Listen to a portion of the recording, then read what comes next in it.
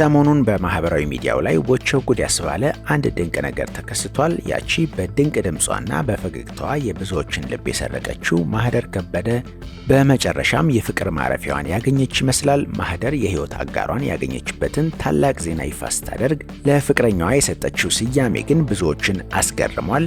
የዘላለም አጋሬ ያለችው ማንን ነው? ከፊልም የወጣ የሚመስለውን የፍቅር ታሪኳንና ያልተሰሙ ዝርዝር ዘገባዎችን ይዘንላችሁ ቀርበናል። እስከ መጨረሻው አብራችሁን ቆዩ። ለቻናላችን አዲስ ከሆናችሁ እንደዚህ ያሉ ፈጣንና ወቅታዊ የጥበብና የመዝናኛ መረጃዎች እንዲደርሷችሁ ቻናላችንን አሁኑኑ ሰብስክራይብ በማድረግ የቻናላችን ቤተሰብ ይሁኑ። የታዋቂው ወቸው ጉድ ፖድካስት አቅራቢ ማህደር ከበደ የህይወቷን አዲስ ምዕራፍ የሚያበስር ታላቅ ዜና ለአድናቂዎቿ አጋርታለች። ማህደር የቀለበት ስነ ስርዓቷን አስመልክቶ በማህበራዊ ገጿ ባሰፈረችው ልብ የሚነካ መልእክት የትዳር አጋሯን በታዋቂ የፊልም ገጸ ባህሪያት መስላ ገልጸዋለች። ማህደር ከበደ ለትዳር አጋሯ ያላትን ጥልቅ ፍቅር ለመግለጽ የተጠቀመችባቸው ቃላት በብዙዎች ዘንድ መነጋገሪያ ሆነዋል። ማህደር ከበደ እጮኛዋን እንዲህ ስትል ገልጸዋለች። እሱ ለኔ የዘላለም የህይወት አጋሬ ነው።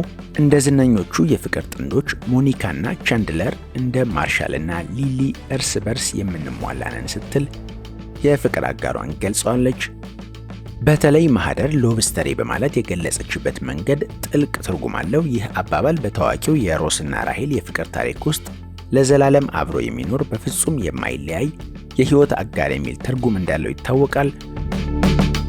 ማህደር በፖድካስት ስራዋ በርካታ አድናቂዎችን ማፍራት የቻለች ወጣት ስትሆን ይህ የደስታ ዜና ከተሰማበት ቅጽበት ጀምሮ በማህበራዊ ሚዲያ ገጾች ላይ የእንኳን ደስ አለሽ መልእክቶች እንደ ጎርፍ እየፈሰሱላት ይገኛሉ።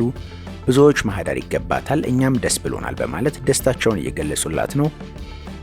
እኛም እንደ ረቂቅ ሚዲያ ማህደርና የህይወት አጋሯ ለጀመሩት አዲስ የፍቅር ጉዞ መልካም ምኞታችንን እንገልጻለን። እናንተ ስለ ማህደር ከበደ ምን የምትመኙላት ነገር አለ? ከፊልም የወጣ የሚመስለው የፍቅር አገላለጿንስ እንዴት አገኛችሁት? ሐሳባችሁን በኮሜንት መስጫው ስር አጋሩን። ቪዲዮውን ላይክ በማድረግ ለሌሎችም እንዲደርስ አድርጉ። በቀጣይ በሌላ ወቅታዊ ዜና እስከምንገናኝ ድረስ ሰላም ሁኑ።